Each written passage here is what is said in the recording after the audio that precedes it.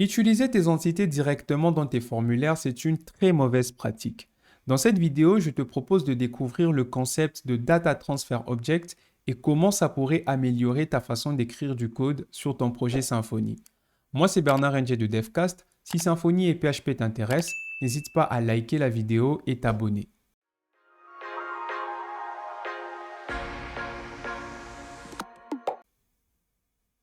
Dans la vidéo précédente, nous avons introduit le concept de Value Object pour représenter des valeurs qui ont du sens métier.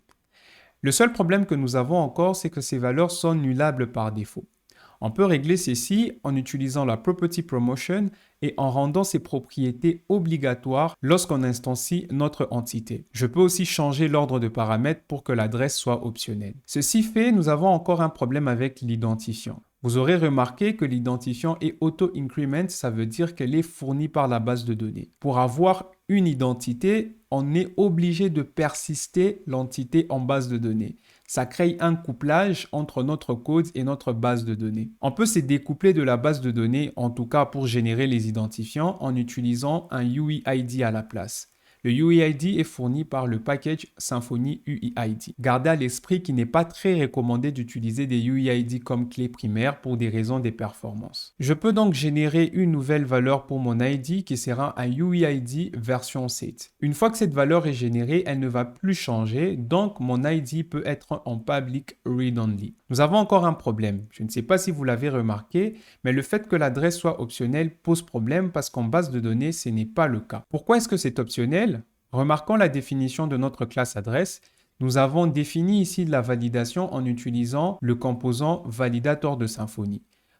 On sait que l'adresse city ne sera jamais vide, que le pays sera toujours un pays et que l'adresse line1 sera toujours définie. Sauf qu'au niveau de notre entité, ce n'est pas le cas. On a ce problème parce que lorsqu'on définit notre student type, le formulaire, nous utilisons directement l'entité comme étant la data class. Définir notre entité comme data class pour un formulaire nous oblige à accepter que notre entité puisse se retrouver dans un état invalide lorsque l'utilisateur complète les informations. Remarquez, dans notre contrôleur, au moment de créer une nouvelle entité, nous sommes obligés de créer une nouvelle instance vide qui sera passée au formulaire et ensuite persister une fois que l'utilisateur a soumis les informations. Vous remarquerez qu'à un certain moment dans notre application, on se retrouve avec une entité qui est dans un état invalide, chose que nous voulons éviter. Et pour éviter cela, on peut utiliser des Data Transfer Objects. Qu'est-ce que c'est ? Un DTO est un objet simple. Le seul rôle qu'il a, c'est de transporter des données entre différentes couches de notre application. Il n'y a pas de logique, il n'y a pas d'identifiant. Alors, pourquoi utiliser un DTO ? Premièrement, pour séparer les responsabilités. Un DTO ne contient que des données, contrairement aux entités qui peuvent avoir de la logique métier. Deuxièmement, pour optimiser les requêtes. Si vous utilisez des outils comme API Platform, vous allez très vite vous rendre compte que parfois, vous n'avez pas besoin d'envoyer toute l'entité comme réponse à l'API.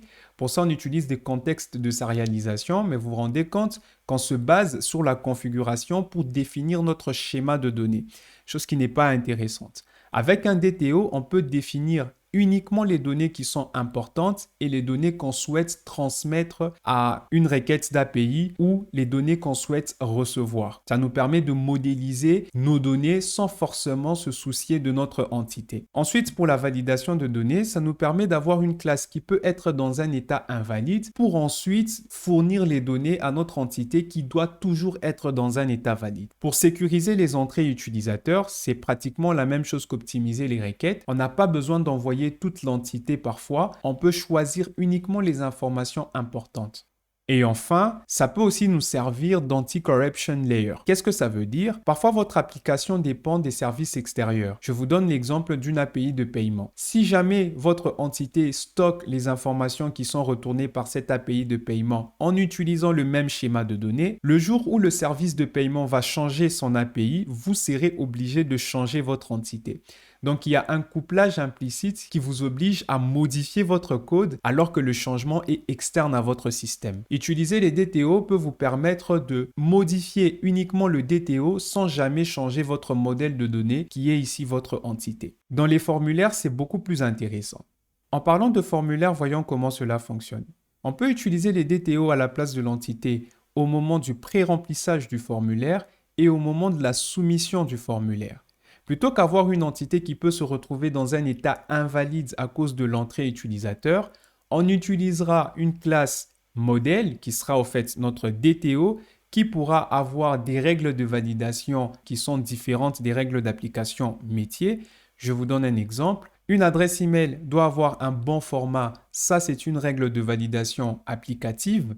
Par contre, on ne peut pas avoir deux utilisateurs avec la même adresse email. Ça, c'est une règle de validation métier. Et ces deux validations ne se font pas au même moment. Pour nous permettre de créer la distinction entre notre logique métier et notre logique applicative, on va séparer les responsabilités. Le DTO sera responsable de recevoir les données des utilisateurs et se rassurer de leur validité de forme, si je peux le dire comme ça.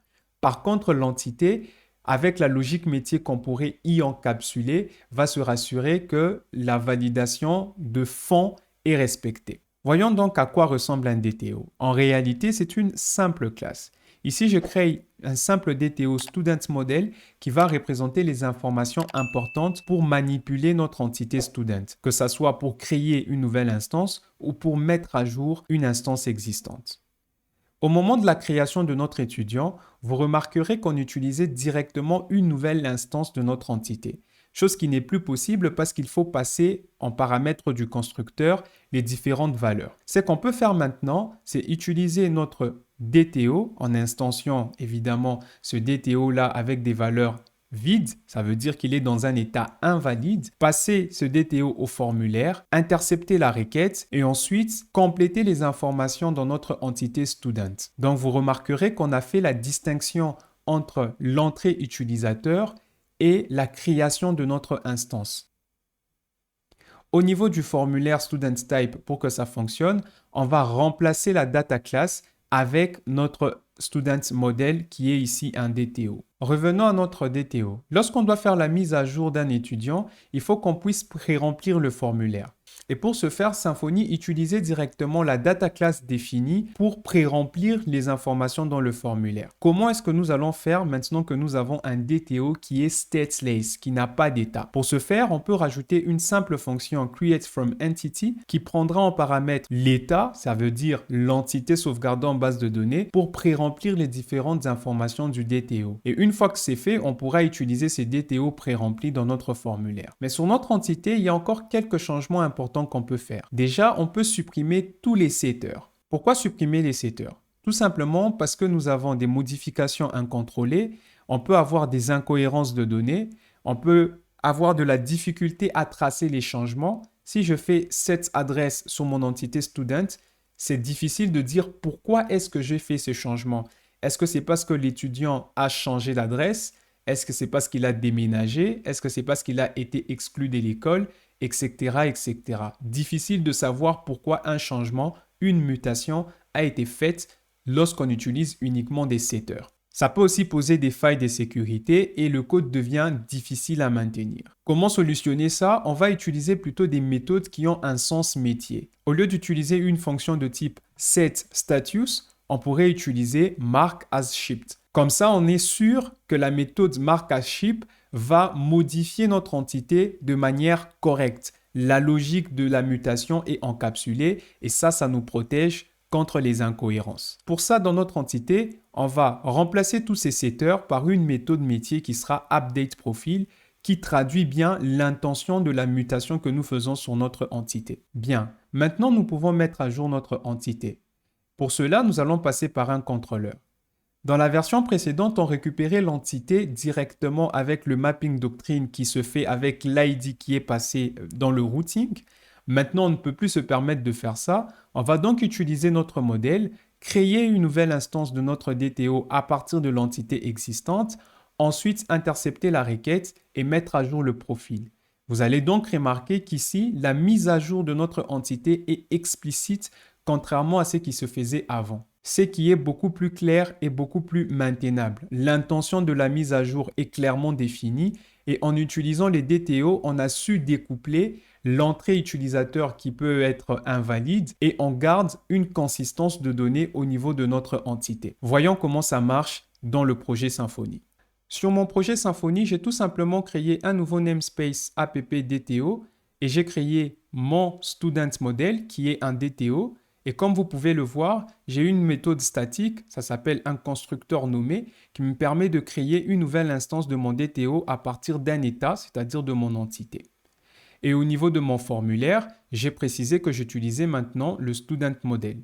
Ce qui fait que dans mon contrôleur, je peux maintenant passer ce modèle lorsque j'instancie mon formulaire, j'intercepte la requête et une fois que les données sont valides, je peux créer une nouvelle entité avec un état valide. C'est pareil pour la partie mise à jour. Je récupère l'entité à partir de l'identifiant qui est passé en URL. Vu que c'est typé à ce niveau-là, il y a un mapping doctrine qui va se faire automatiquement et je peux donc créer mon modèle à partir de cette entité-là et mettre à jour le profil de l'étudiant.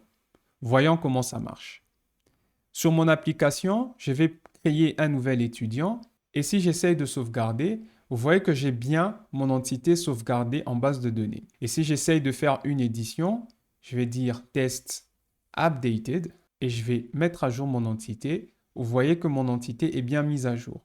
Au niveau de notre base de données, tout est enregistré correctement. Au niveau de notre code, si je vous montre à quoi ressemble notre entité maintenant, pas des getters et des setters qui ne servent à rien. Nous avons juste une méthode qui traduit une intention métier, celle de mettre à jour un profil. Notre entité est beaucoup plus simple et déchargée des responsabilités qu'elle ne devrait pas gérer au départ, comme la validation de données du point de vue applicatif. C'est tout pour cette vidéo. J'espère que vous avez appris quelque chose. À la prochaine.